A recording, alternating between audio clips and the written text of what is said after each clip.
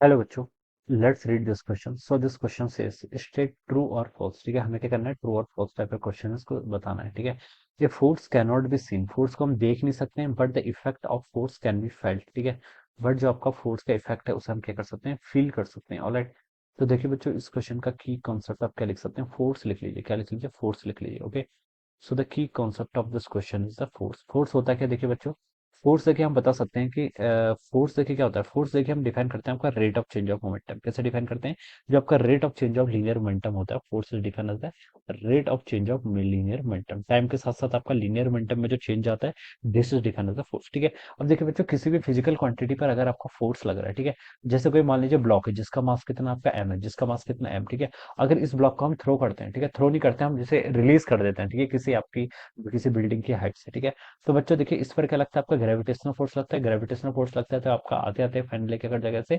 Ground में क्या कर जाएगा, आपका स्ट्राइक कर जाएगा। ठीक है, तो बच्चों देखिए, इस आपके जो ब्लॉक है, ब्लॉक ग्राउंड पे स्ट्राइक क्यों कर रहा है, बिकॉज इस पर आपका एक फोर्स लग रहा है। कौन सा फोर्स लग रहा है, आपका ग्रेविटेशनल फोर्स लग रहा है। और ये फोर्स देखिए हमें दिखाई नहीं देता है, लेकिन हम बता सकते हैं कि फोर्स तो लग रहा है, उसका इफेक्ट हम यहाँ पर बता सकते हैं। ठीक है, ये फोर्स आपके यहाँ पर, ये ब्लॉक आपके यहाँ से नीचे इंसिडेंट करेगा, ठीक है, यहाँ पर से हम इसको जब करेंगे, रिलीज करेंगे, फाइनली आपका ग्राउंड पर क्या करेगा, स्ट्राइक करेगा। और ग्राउंड पर देखिए एक इम्पल्सिव फोर्स भी लगाएगा। क्या लगाएगा आपका, ग्राउंड पर अगर आपका एक इम्पल्सिव फोर्स भी लगाएगा। ठीक है, तो हम बता सकते हैं, देखिए फोर्स हमें दिखाई तो नहीं दे रहा है, लेकिन हम इसका इफेक्ट बता सकते हैं। क्या बता सकते हैं, आप इसका इफेक्ट बता सकते हैं।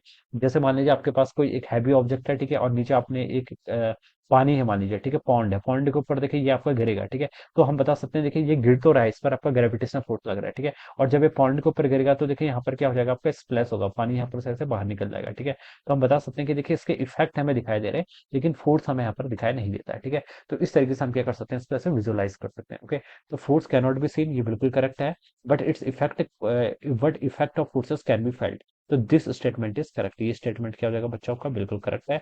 तो लिख सकते हैं कि this is a true statement, this statement is true. ठीक है, फोर्स को हम क्या बता सकते हैं, देख नहीं सकते, बट इफेक्ट ऑफ फोर्सेस को हम क्या कर सकते हैं, महसूस कर सकते हैं। ठीक है, इसको हम फेल्ट कर सकते हैं। Alright, so this statement is true. तो ये क्या होगा बच्चों, उसके यहाँ पर से आपका करेक्ट आंसर हो जाएगा। ठीक है, जैसे हम इलेक्ट्रोस्टैटिक फोर्स, ग्रेविटेशनल फोर्स भी हम क्या करते हैं, वहां पर हम इमेजिनरी लाइंस भी ड्रॉ करते हैं, लेकिन वो लाइंस क्या होती है, आपकी इमेजिनरी लाइंस होती है। ठीक है, तो इस तरीके से हम इसको डिफाइन करते हैं।